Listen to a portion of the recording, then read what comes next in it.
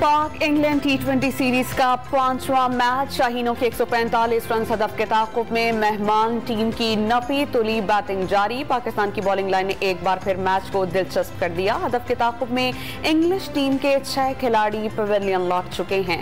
इस वक्त 118 रन हैं।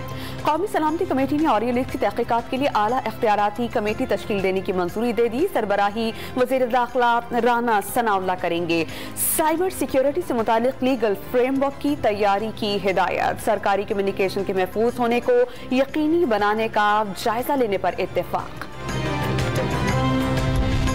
सिर्फ खेलना है, अमेरिका का नाम नहीं लेना। इमरान खान की साबिक प्रिंसिपल सेक्रेटरी आजम खान से गुफ्तगू की मुबैना ऑडियो सामने आ गई। मिनट्स बनाकर मामला ब्यूरोक्रेसी के रिकॉर्ड पर ले आते हैं।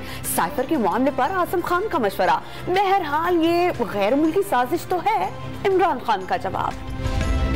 शहबाज शरीफ ने ऑडियो लीक करके अच्छा किया, साइफर भी लीक हो जाना चाहिए। इमरान खान का ऑडियो लीक पर रद्द अमल। चोरी करके भागने वाले NRO करके वापस आ जाते हैं। क्या किसी को नजर नहीं आ रहा कि मुल्क के साथ क्या हो रहा है? सरबरा PTI का इस्लामाबाद में सेमिनार से खिताब।